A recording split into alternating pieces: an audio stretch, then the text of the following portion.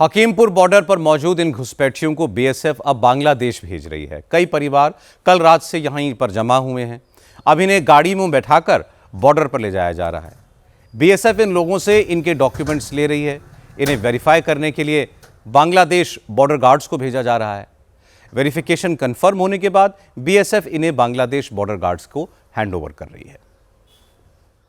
हम लोग इस वक्त रुके हुए हकीमपुर बॉर्डर पे और हकीमपुर बॉर्डर पे कोई कल रात से तो कोई आज सुबह से यहाँ पर इंतजार कर रहे थे बांग्लादेश वापस जाने के लिए। इस वक्त वो यहाँ पर रुके हुए हैं बांग्लादेश वापस जाने के लिए। बीएसएफ के साथ शायद कोई बातचीत हुई होगी कि उनको यहाँ से दूसरी जगह शिफ्ट करवा जा रहा है और दूसरी जगह शिफ्ट करवाने के बाद उन्हें बांग्लादेश भेजा जाएगा। तो इसके लिए जो भी प्रोसेस है वो प्रोसेस फिलहाल के लिए किया जा रहा है। यहाँ पर जैसे कि देखा जा रहा है कि यहाँ पर लंबी लंबी कतारें लगी हुई है और सामने ही चेक पोस्ट है और चेक पोस्ट में लगातार गाड़ियां आ रही है और गाड़ियों से इन लोगों को उठाकर दूसरे जगह पर शिफ्ट करवाने के जो काम है वो काम किया जा रहा है।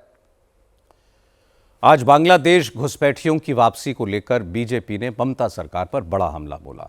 केंद्रीय मंत्री सुकांत मजूमदार ने कहा कि इतने बरसों से घुसपैठिए बंगाल में रह रहे थे, यहां काम कर रहे थे, घूम रहे थे, बंगाल की पुलिस ने इन्हें क्यों नहीं पकड़ा। मजूमदार ने कहा कि एसआईआर की वजह से आज इतना बड़ा सच सामने आ गया। अब यह बात भी समझ में आ रही है कि ममता बनर्जी एसआईआर का विरोध कर क्यों रही हैं। बांग्लादेशी नेशनल्स है और सालों से बंगाल में रह रहे हैं, तो ये दर्शाता है कि किस लिए ममता बनर्जी और उनकी पूरी टीम, उनकी पूरी पार्टी एसआईआर का विरोध इतनी जोर शोर से कर रही थी।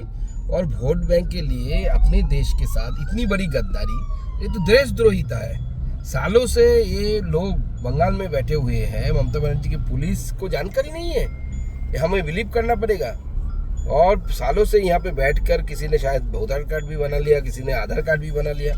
अब ऐसा नहीं होता तो लोगों को पता, हम लोगों को पता ही नहीं चलता कि देश के अंदर इतने सारे घुसपैठिए बैठे हुए हैं। और ममता बनर्जी और उनकी पार्टी अपनी सिर्फ वोट बैंक के लिए, अपीजमेंट पॉलिटिक्स के लिए देश के साथ गद्दारी कर रहे हैं। सुकांत मजूमदार ने आरोप लगाया तो तृणमूल कांग्रेस ने भी तुरंत पलटवार किया। तृणमूल के प्रवक्ता जयप्रकाश मजूमदार ने कहा कि आरोप लगाने से पहले बीजेपी को यह बताना चाहिए कि जो बांग्लादेशी वापस लौटे हैं वो बंगाल के वोटर हैं या नहीं हैं। मजूमदार ने कहा कि अगर घुसपैठिए देश में घुसे तो इसकी जिम्मेदारी तो केंद्र सरकार की है, क्योंकि घुसपैठ रोकना केंद्र सरकार का काम है। Who have assembled at the border are they voters? Border पर जो लोग जमा हैं, क्या वो वोटर हैं?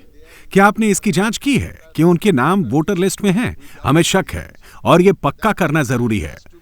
और सवाल ये है कि अगर वो बांग्लादेश जाने को तैयार हैं तो पहला सवाल ये है कि अंतर्राष्ट्रीय बॉर्डर पार करके वो भारत के अंदर घुसे कैसे?